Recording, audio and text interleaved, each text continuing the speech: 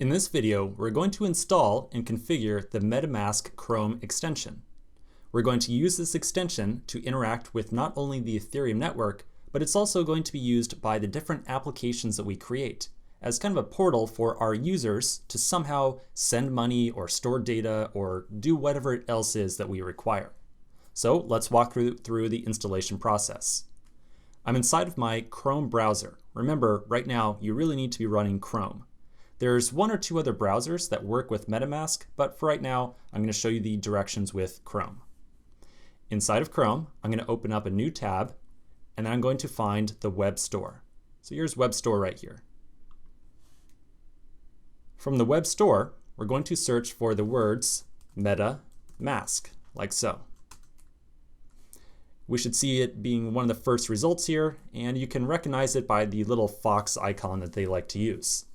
I'll click Add to Chrome on the right-hand side, and then Add Extension on the window that pops up.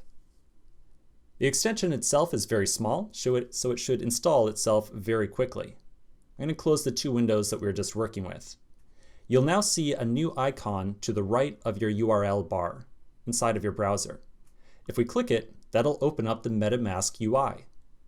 The first thing we get prompted with is a couple of privacy notices and terms of use and all this good stuff. So we'll scroll through it. If you want to, you could certainly read it.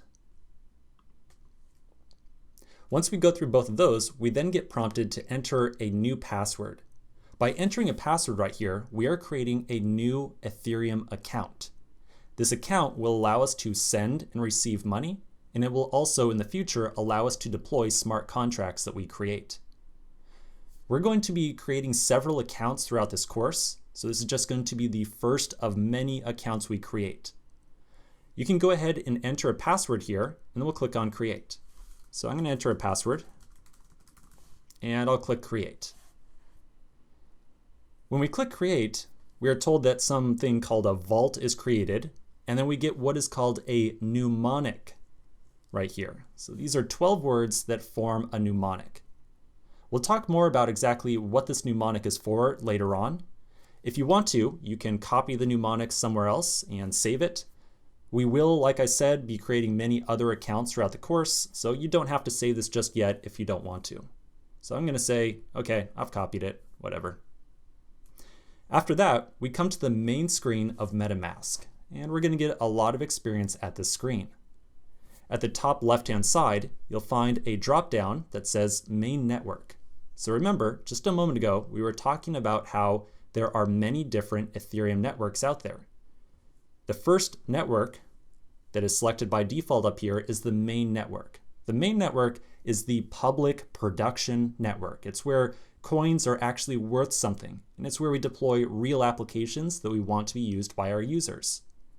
If we click on this, we can see a drop-down that also shows us several other available networks. The three networks underneath main, so Ropsten, Kovan, and Rinkeby, are all test networks. These networks are used to test code and to get free ether to test our contracts with.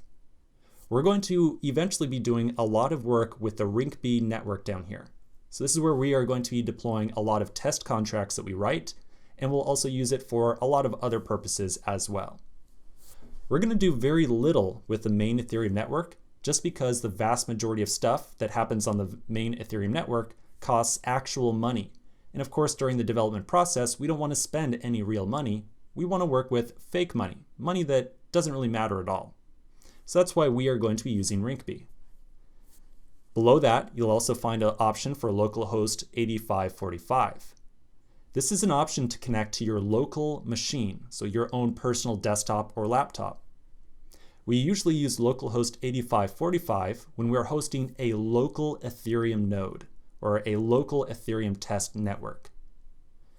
Many times development is done on local networks, so we would be using localhost 8545 down here.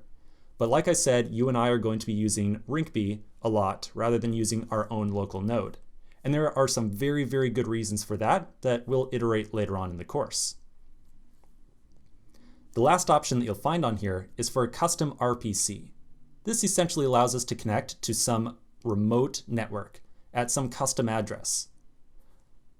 We won't be using custom RPC too much in this course. So for right now, I'm going to select Rinkeby, because that's the network that we're going to be dealing with quite a bit throughout this course. All right, let's take a pause right here. When we come back, we're going to talk a little bit more about some of the other information that's available inside of Metamask, and then we will use Metamask to actually send and receive some tokens. So quick break, and I'll see you in just a minute.